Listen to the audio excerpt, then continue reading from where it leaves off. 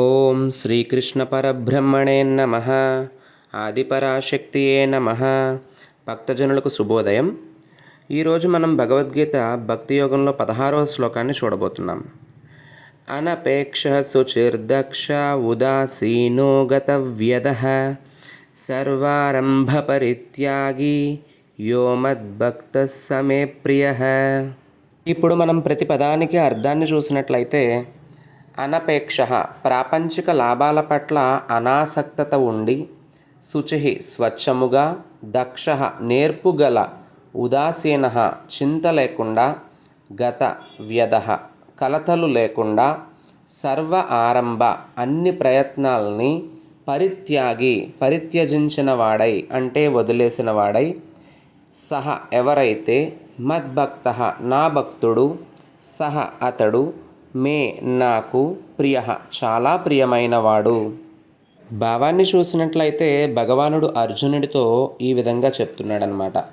ప్రాపంచిక లాభాల పట్ల అనాసక్తతతో ఉండి, బాహ్యాంతరాలలో పవిత్రంగా ఉండి, దక్షతతో ఉదాసీనంగా కలతలు లేకుండా మరియు అన్ని వ్యవహారాల్లో కూడా స్వార్థచింతన లేకుండా ఉన్నటువంటి నా భక్తులు ఎవరైతే ఉన్నారో వారు నాకు చాలా ప్రియమైన వారు అర్జున అని చెప్తున్నాడు. దీనిని మనం లోతుగా పరిశీలించినట్లయితే ఎగ్జాంపుల్ ఓరియంటెడ్గా ఒకసారి చూద్దాం.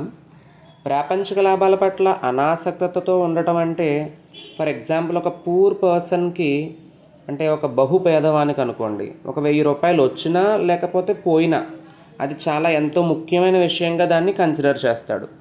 అదే ఒక కోటీశ్వరుడైతే 1000 రూపాయలు అనేది చాలా చిన్న విషయంగా తీసుకుంటాడు, పెద్దగా దాన్ని ఆలోచించడు కూడా.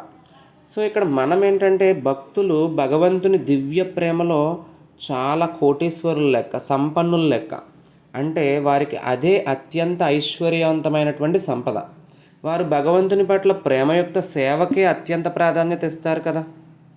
అలాంటప్పుడు ప్రాపంచిక లాభాల పట్ల వాళ్ళకి ఆసక్తి ఎలా ఉంటుంది?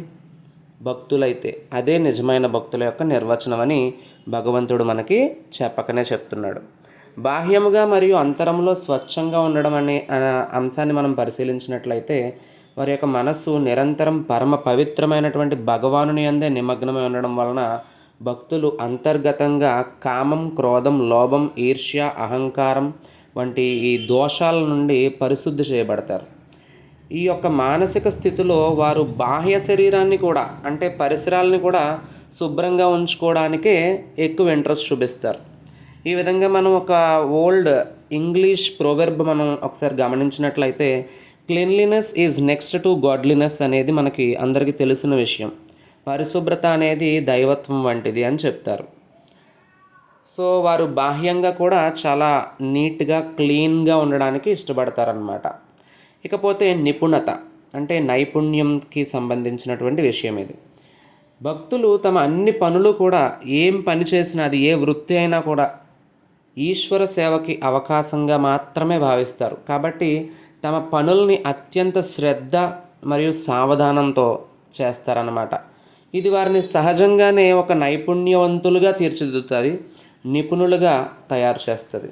చింత లేకుండా ఉండడం అంటే మరి మీనింగ్ ఏంటి? తమ శరణాగతికి అనుగుణంగా భగవంతుడు తమని ఎప్పుడూ రక్షిస్తూ ఉంటాడనే విశ్వాసంతో ఉండడం అన్నమాట. కలతలు లేకుండా ఉండడం అంటే మరి భక్తులు ఏదైనా కూడా ఒక పని చేసినా కూడా ప్రతి ఈశ్వర సంకల్పానికి శరణాగతి చేసి ఉంటారు. కాబట్టి వారు తమ అన్ని వ్యవహారాల్లో కూడా తమ సాయశక్తుల పనిచేస్తారు, కానీ ఫలితాన్ని మాత్రం ఈశ్వరుని చేతిలో పెట్టేస్తారు. అందుకనే తమ సంకల్పాన్ని ఈశ్వర సంకల్పానికి లోబర్చి ఉంచి ఫలితం ఏదైనా వారు కలత చెందరన్నమాట. ఈరోజు మనం కొంచెం ఎక్కువసేపు మాట్లాడుకోవాల్సి వస్తుంది. ఎందుకంటే ఇక్కడ ఇదంతా కూడా భక్తి యోగం అనేది మొత్తం భక్తి యొక్క మహత్యాన్ని మనకి జనులకి తెలియజేయడం కోసమే. కాబట్టి నేను కొన్ని ఎగ్జాంపుల్స్ ఇద్దాం అనుకుంటున్నాను అనమాట. ఫర్ ఎగ్జాంపుల్ మనం గమనిస్తే ఈవెన్ కాళికాదేవి రాక్షస సంహారం చేసినప్పుడు చాలా భూమంతా అల్లకల్లోలం అయిపోతుంది అనమాట. ఆమె శక్తిని భరించలేక, ఆమె రౌద్రాన్ని తట్టుకోలేక. అలాంటప్పుడు ఒక విషయాన్ని ఆలోచించిన పరమశివుడు ఏం ఆలోచించాడు? ఒక మాతృ హృదయాన్ని తనలో జనింపజేస్తే, ఒక మాతృత్వ స్పర్శని కనుక తనకు చూపించగలిగితే ఈ రౌద్రాన్ని మనం తగ్గించవచ్చు అనేటటువంటి ఒక భావనతో తను ఒక చిన్న పిల్లోడుగా మారిపోతాడు. ఇక్కడ మనం 2 విషయాలు గుర్తుపెట్టుకోవాలి. ఎంత శక్తివంతుడైన పరాక్రమవంతుడైనా కూడా ఒక అమ్మతత్వాన్ని చూసినోడు శివుడు. ఒక బిడ్డని శివుడిలో దర్శించగలిగింది అమ్మవారు. సో ఇలా జరిగినప్పుడు ఏమైంది, తన శాంత స్వరూపంతో ఆ కథన రంగాన్ని ప్రశాంతమైనటువంటి వాతావరణంగా మార్చేస్తుందన్నమాట. ఇంకొక ఎగ్జాంపుల్ మనం గమనిస్తే కనుక, ఈవెన్ మన హనుమంతుడు మనందరికీ తెలుసు, చాలా శక్తివంతుడు అండ్ చాలా భక్తితో కూడినటువంటి వాడనమాట.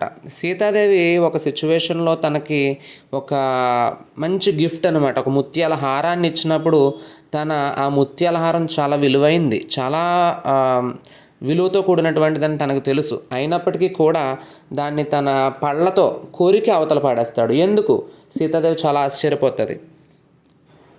అప్పుడు ప్రశ్నిస్తుందన్నమాట, ఏంటి హనుమ, నేను ఎంత ముత్యాల హారం విలువైంది నీకు ఇస్తే కానుకగా నువ్వు దాన్ని నీ పళ్ళతో కొరికి అవతల పాడేయడం ఏమైనా భావ్యంగా ఉందా నీకు అని కొంచెం కోపంగానే అడుగుతుంది.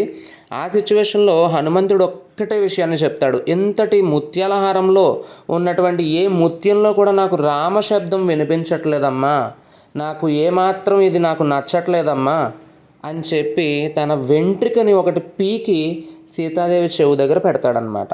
ఆశ్చర్యం, అందులో రామ నామం ఆ సీతాదేవి విని ఆశ్చర్యకితురాలవుతుందన్నమాట. అంటే భక్తి అనేది ఏ విధంగా ఉండాలి, మనం బయట ధరించే ఒక వస్తువులోనా, లోపల మనస్సులోనా. సో ఇది ఒక ఎగ్జాంపుల్ అనమాట. నేను చెప్పింది అందరికీ అర్థమవుతుందని అనుకుంటున్నాను. ఈ విధంగా మనం అందరం కూడా ఆలోచించాలి.